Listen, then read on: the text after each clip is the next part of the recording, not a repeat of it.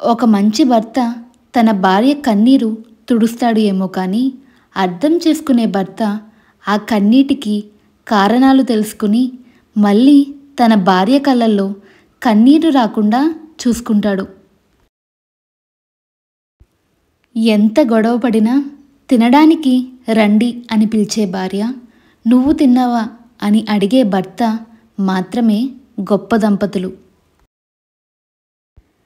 ప్రేమకు నిజమైన విజయం ఎప్పుడంటే ప్రేమలు కలిసినప్పుడు కాదు, ప్రేమికులు కలిసినప్పుడు మాత్రమే. ప్రస్తుతం పెళ్ళిళ్ళు అనేవి అందంగా ఉంటే మంచి అమ్మాయి, ఎక్కువ సంపాదిస్తే మంచి అబ్బాయి. ఇదే కన్నవాళ్ళ దృష్టికోణం.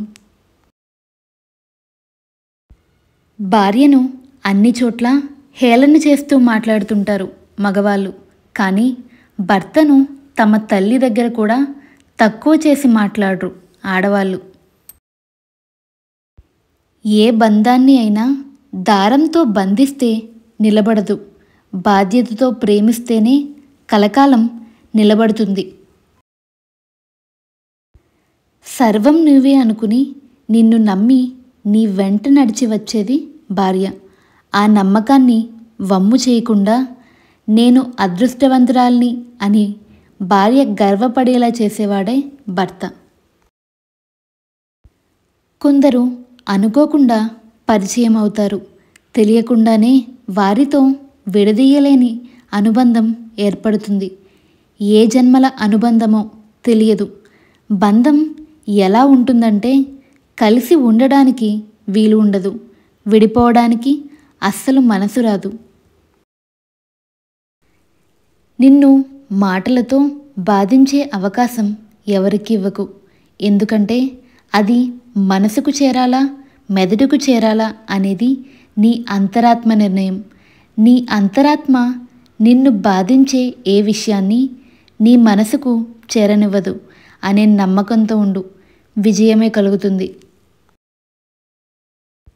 బంధాలు అన్నీ అవసరం కోసమో ఆసరా కోసమో అల్లుకోవు. స్వార్థం ప్రయోజనం ఆశించని స్వచ్ఛమైన అనుబంధాలు కొన్నుంటాయి. అటువంటి బంధాలు దగ్గరగా ఉన్నా దూరంగా ఉన్నా మనసుకు చేరువగానే ఉంటాయి. బంధం గొప్పదా లేక బాధ్యత గొప్పదా అని ఆలోచిస్తే బంధం కంటే బాధ్యతే గొప్పది అనిపిస్తుంది. ఎందుకంటే బంధం మనకు మాత్రమే సంబంధించింది, బాధ్యత కొన్ని జీవితాలకు సంబంధించింది. మనం సంతోషం కంటే మన అనుకునే వాళ్ళ సంతోషమే మన బాధ్యత కదా.